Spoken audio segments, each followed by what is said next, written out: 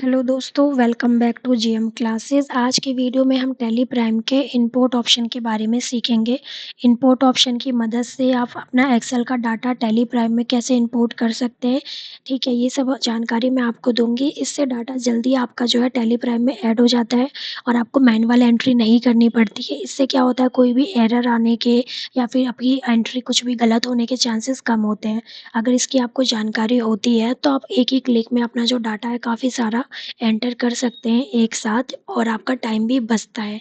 ठीक है, तो वीडियो को आप लास्ट तक ज़रूर देखिए। मैं स्टेप बाय स्टेप बताऊंगी आपको कि कैसे कौन सा फीचर का आप यूज़ करके कौन कौन सी फाइल जो है अपनी टैली प्राइम में अपलोड कर सकते हैं। तो चलिए वीडियो को स्टार्ट करते हैं। सबसे पहले हम इंपोर्ट ऑप्शन पे जाएंगे। टैली प्राइम के गेटवे ऑफ टैली पे हमारा ये ऑप्शन शो करता है, तो ऑल्ट ओ प्रेस करना है आपको। यहाँ पे सारे ऑप्शन आ रहे हैं, मास्टर्स का ऑप्शन। ठीक है, अगर आपको कोई भी लेज़र हो गया, स्टॉक आइटम हो गया, पार्टी लेज़र, वेंडर लेज़र हो गया, ठीक है, अगर वो सारा आपको एक साथ इंपोर्ट करना है अपना टैली में, ठीक है, तो आप मास्टर के ऑप्शन पे जाके एक्सेल फाइल अपनी इंपोर्ट कर सकते हैं। इसके बाद हमारा ट्रांजेक्शन आ जाता है। सेल, परचेज, रिसिप्ट या पेमेंट की जो भी एंट्रीज आती होती है आपकी, अगर वो सीट आपको एक्सेल की इसमें इंपोर्ट करनी है टैली प्राइम में, तो ट्रांजेक्शन पे जाके आप कर सकते हैं। इसके बाद हमारे यहाँ जाती है बैंक डिटेल्स। ठीक है, अगर आपने एक्सेल पे सीट बना रखी है, bank name, IFSC code, branch name की 3-4 आपके बैंक अकाउंट है, अगर आप चाहते हैं उनका लेजर आप इंपोर्ट करें तो बैंक डिटेल्स पे जाके आप कर सकते हैं। इसके बाद हमारा बैंक स्टेटमेंट आ जाता है। अगर आपके पास बैंक के स्टेटमेंट जो आपने नेट बैंकिंग से एक्सेल के फॉर्मेट में डाउनलोड कर रखी है, तो आप बैंक के स्टेटमेंट पे जाके अपना वो जो एक्सेल की जो फाइल है वो आप टैली में अपलोड कर सकते हैं। इससे आपको मैनुअली जो डाटा एंट्री करनी पड़ती है, हमें एक्सेल बैंक के स्टेटमेंट चढ़ानी पड़ती है टैली में, वो हमें नहीं करनी पड़ेगी। इसके बाद हमारा जीएसटी रिटर्न्स आ जाता है। ठीक है, अगर हमने R1 फाइल कर रखी है, 3B फाइल कर रखी है और हम चाहते हैं कि टैली में हम उसे इंपोर्ट करें, तो यहाँ पे जाके आप उसे इंपोर्ट भी कर सकते हैं। इसके बाद हमारा मैनेज का ऑप्शन आ जाता है।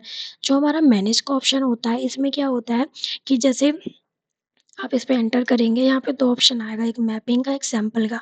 मैपिंग में ये होता है कि हम खुद से सिलेक्ट करते हैं कि एक्सेल की जो फाइल है जो वो हमें कैसे चाहिए। ठीक है, हम अपलोड करते हैं तो हम यहाँ पे खुद सिलेक्ट करेंगे कि पार्टी नेम हमें कौन से कॉलम में चाहिए, जीएसटी नंबर कौन से कॉलम में चाहिए, कॉलम बी में, सी में, ठीक है, इनवॉइस नंबर कौन से कॉलम में चाहिए। हम पूरा जो एक्सेल का फॉर्मेट है यहाँ पे खुद सिलेक्ट करते हैं। ठीक है, सैंपल में क्या हो जाता है, एक्सेल हमें एक फॉर्मेट तैयार करके देता है, ठीक है, जिसमें वो खुद हमें तैयार करके देगा कि हमारा जो जीएसटी नंबर है, पार्टी नेम है, वो कौन-कौन से कॉलम में हमें शो करेगा। तो वो एक्सेल हमें फॉर्मेट देता है, जिसे हमें सिलेक्ट करना होता है। ठीक है, तो इस तरह से होता है। इसके बाद हमारा कॉन्फ़िगरेशन का ऑप्शन आ जाता है। इस पे आप अगर क्लिक करते हैं, तो कुछ इस तरह से ऑप्शन आपके सामने आएँगे। ठीक है, पहला ऑप्शन है हमारा लोकेशन ऑफ फाइल्स का। ठीक है, फाइल का जो डाटा है डी ड्राइव में कर दो, सी ड्राइव में फाइल जो होती है आपकी वो खो जाती है, तो डी ड्राइव में आप सेव कर सकते हैं। इसके बाद हमारा दूसरा ऑप्शन आ जाता है बिहेवियर ऑफ इनपुट का। ठीक है, रिकॉर्ड रिकॉर्ड जो एक्सपेक्टेशन होती है आप उस पे रखो, ताकि गलत एंट्री की जो लिस्ट जो होती है वो आपको आसानी से मिल जाएगी।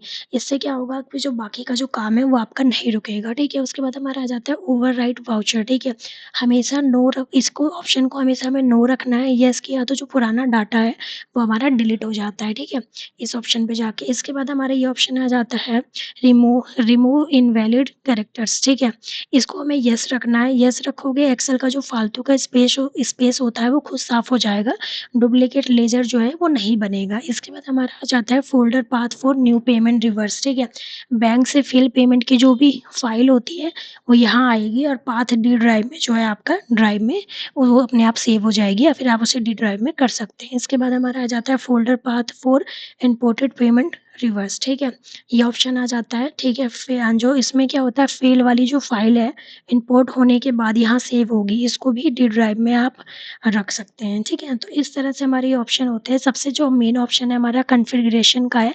ये ऑप्शन हमें पहले सिलेक्ट करना होता है कि अगर हम कोई भी डाटा अपना इंपोर्ट कर रहे हैं तो वो कहाँ पे सेव होगा, कोई डुप्लीकेट एंट्री तो वहाँ पे हमारी दोबारा से एंटर नहीं हो जाती है। ठीक है, तो ये सारी जो ऑप्शन है या फिर कहाँ पे कौन सा डाटा रखना है, ये सब सबसे पहले आपको ये चेक करना है अपने काम के अकॉर्डिंग। ठीक है, उसके बाद आपको बाकी सारे ऑप्शन जो है अपने हिसाब से सेट करने होते हैं। इसमें बेनिफिट आपका ये होता है कि अगर आपके पास बहुत सारी पार्टी का आपको लेज़र बनाना है, 400 500, ठीक है, आपको मैनुअल जो बैंक स्टेटमेंट एंट्री करनी पड़ती है वो नहीं करनी पड़ेगी, पार्टी लेज़र बार-बार क्रिएट नहीं करना पड़ेगा, एक्सेल से आप इसमें सीधा इंपोर्ट कर सकते हैं। तो इस तरह से आप इसका यूज़ कर सकते हैं। ठीक है?